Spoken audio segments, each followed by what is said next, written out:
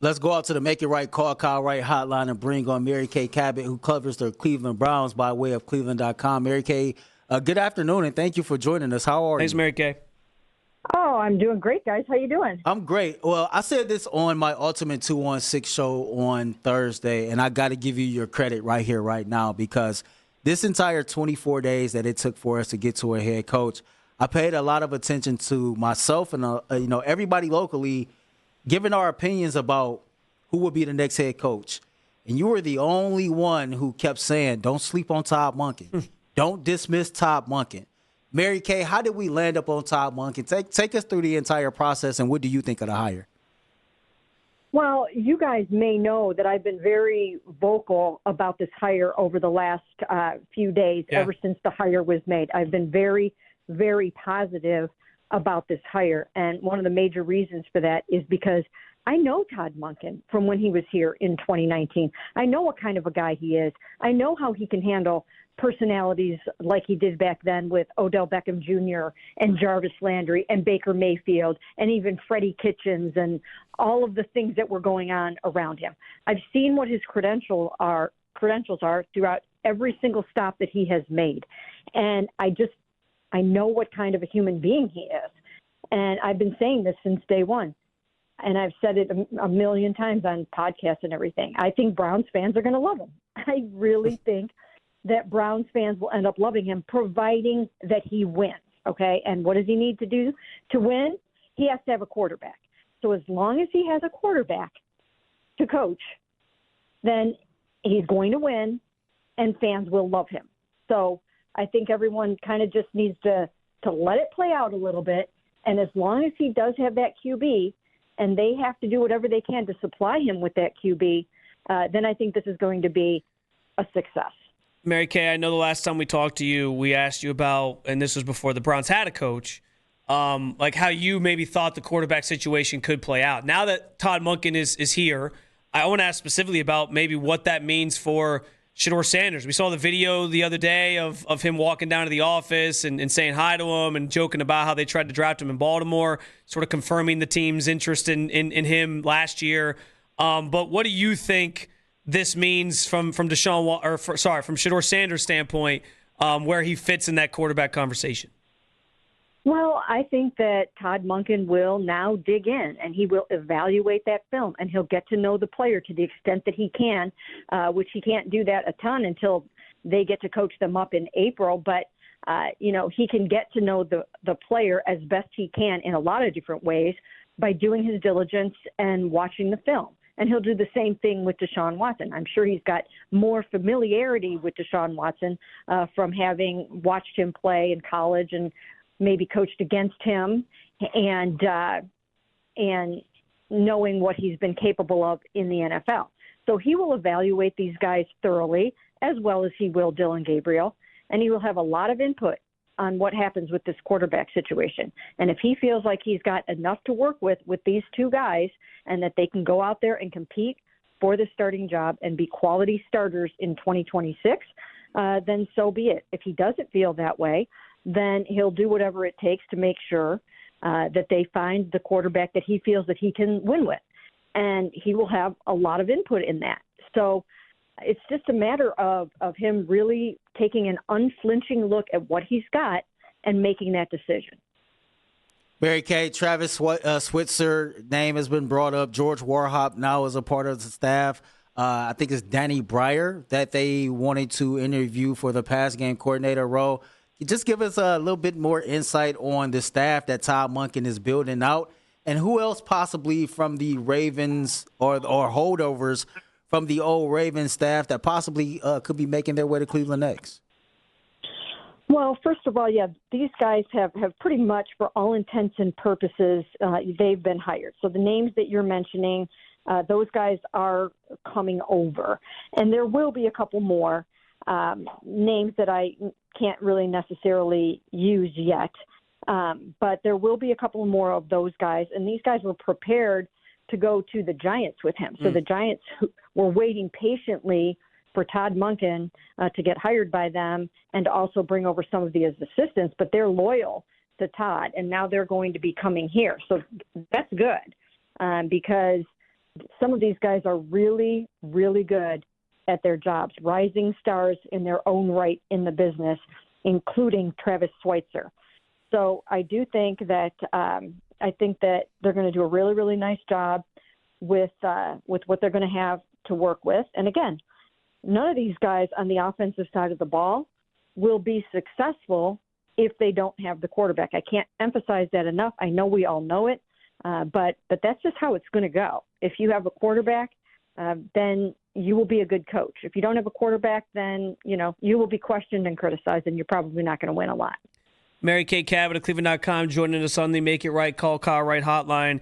Mary Kay, away from the coaching part of this for a second, I know we saw the news yesterday that Kwesi Adofo-Mensah, who was the GM in Minnesota, abruptly fired from his post with the Vikings.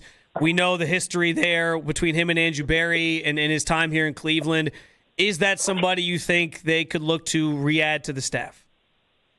Well, possibly, yes, because they're very, very close to Kwesi. Yeah. Andrew and Kwesi are very close. And I tweeted that right away, questioning the minute that happened, whether or not he would come back here. So I don't think it's on the front burner right now. Sometimes you need to let these things breathe a little bit. So I don't think it's imminent, but it's certainly something that I think perhaps down the road will be discussed. Mary Kay, so you know who Cecil Schwartz is. I talked to my friend Cecil Schwartz, who actually played for Todd Monken, and he said, Earl, man, he's real. He's very respected. He can read a room, and he commands a room. He's a straight shooter. You're always going to know where Todd Monken stands with you. He's very transparent, etc. You just mentioned, who Todd Monken is as a person. We all know the reports of how Jim Schwartz reacted to not getting a head coaching job. Do you think that Todd Monken has the personality to sit down and have a conversation with Jim Schwartz to kind of calm him down and convince him to stay, if that's something that he even wants to do after the reports came out? Well, I think he should do that, and I think that once things settle down a little bit, hopefully those two guys will have that conversation and cooler heads will prevail. So I will be writing more about this today as soon as actually I get done with this interview. But yes, I do think that's something that, that could take place. And again, I don't know how it will turn out. I don't know where it will go. But I think it's something that should happen. Mary Kay, as the process was kind of playing out to make this hire, we knew there was obviously some younger guys involved, Grant Udinski, Nate Scheelhaus. And with those guys, there was always the mystery of, how will they manage a locker room? How will they handle things when stuff goes awry and things aren't always going smoothly? How will they be leaders of men is always the phrase that you hear. How much was this hire about having some more certainty on that? Because from what I've seen, from videos and like what other players have said about Todd Monken, like even though he's never been a head coach before, I've seen people talk about how he moves like a head coach. He talks like a head coach. He holds meetings like a head coach. So how much was this about making sure they kind of had that box checked and they just knew this person could come in and really lead the locker room the way that we need?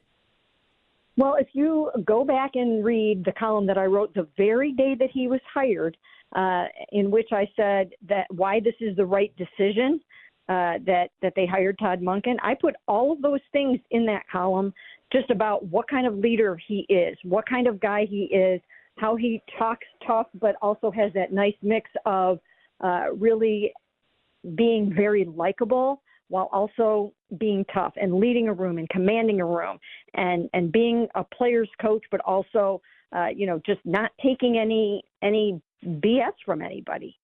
I think that, like I've said so many times before, I think Browns fans are really going to like his personality as long as he goes out there and starts to win some football games. I think he's built for this market, and I think it's a perfect fit. I do. I really think that they nailed it here, and I think other football teams are going to be saying, why didn't we think of this with Todd Monken? Why didn't we see this? And I just think it's going to be one of those things. And I think it has a lot to do with age. You don't necessarily dial up a 59-year-old guy who's never been a head coach before. So I think there was some ageism involved here. I think if he were 39, I think that he probably would have had plenty of attention for a head coaching gig. So we'll see how it goes. But I do think that he brings the right blend of everything, just in terms of demeanor, personality, leadership, toughness, and all of those things. Mary Kay, this is more of a statement than a question, and you can elaborate it if you want to. But as you were speaking, and me and Spencer talked about this earlier, ageism is a real thing. I'm only 38 years old, and I'm sorry, 59 is not old, right? This is not turning 60 in 1960 when you might pass away 2 years later. Like, health and medicine and everything else has advanced so far to where, 60 is still a young man. And all I could think about was I don't know exactly what coaching cycle it was, but Bruce Arians really, really wanted to be the head coach of the Cleveland Browns. And ageism might have played a role into why he didn't get that job. And you see how things worked out for him. I just wonder if this was a situation to where somewhere in the Browns organization, they said, okay, let's not make the same mistake twice. Am I on the right track? Yes, no, maybe? Well, I do think that Bruce Arians is a great example of why you should give someone a chance if they're qualified, and you can't let that number get inside your head. So he went out and he was so successful, and he had the right mix of everything that we're talking about, like Todd does, to be able to get the job done. And there's something to be said about the wisdom of having been around the game for a long time and having seen everything. And I made this point the other day on a show, and that was, I think it might have been the morning show, where I said, let's say it's your first day on the job and your defensive coordinator packs up his boxes and walks out the door. Who's better equipped to handle that? Someone like a Todd Monken or someone like a Nate Shieldhouse, who has been in the NFL for only 2 years, never called a play, never been a coordinator? That would have been a tall order for him. Not for Todd. Todd's seen it all, been through it all. I watched him here navigate a very difficult situation with Freddie Kitchens and Baker Mayfield, Odell, Jarvis. That was a tough year to get through, and he handled it. And I'm sure that it was very similar last year in Baltimore. From everything that we know, Lamar can be difficult inside the building, and he managed it and he handled it. And there is just a lot to be said for those coaching experiences that you have in your 37 years on the job. Just a few more minutes with Mary Kay Cabot at Cleveland.com. I'm glad you bring up the Jim Schwartz part of this and him obviously packing up his boxes and leaving and that part of the equation here. Because we all saw, Myles post on Instagram, kind of leaning into the idea that, he's a little frustrated by Jim Schwartz not maybe being part of the equation here moving forward. So I guess, Mary Kay, like, if yes, we hope they have a conversation and they can smooth things over. But if Jim Schwartz is not here, like, how troublesome could it become in that locker room, especially on the defensive side of the ball, when there were so many people who spoke glowingly of Jim and clearly wanted him to be part of this whatever future the Browns had? Well, these guys are professionals. They're professionals, and they'll go out and they'll play for their new head coach, and they'll play for whoever is their defensive coordinator. And I think that they will handle it professionally, and they'll go out and they'll do the best that they possibly can. And as far as Myles is concerned, and I've been saying this for a couple of days, last year the Browns steadfastly refused to trade him. We have no idea if Myles would even think about asking to be traded this time around. But I have been saying, again, that if they weren't going to trade him last year before they paid him all these big bucks, then why would they do so this year? So I think we just need to keep that in mind. Mary Kay, I think this is my final one. Depending on what sports show you hear here in Cleveland, there are some people that have this idea that Todd Monken was brought here because Jimmy Haslam believed that the Cleveland Browns are equipped to win right now, and that if the Cleveland Browns don't win next year, that Todd Monken can be fired. I told Spencer earlier this year, I don't see a situation to where he's not here at least 3 years. How do you see that playing out?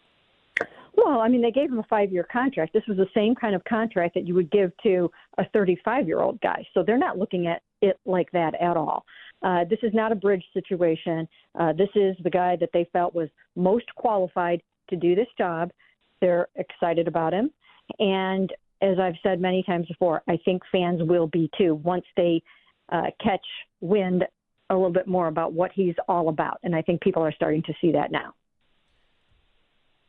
Mary Kay, as always, I appreciate you for your thoughts and for your time, and I will talk to you very soon. Thank you. Thanks, Mary Kay. Sounds good. Thanks for having me. Shout out to Mary Kay Cabot of Cleveland.com.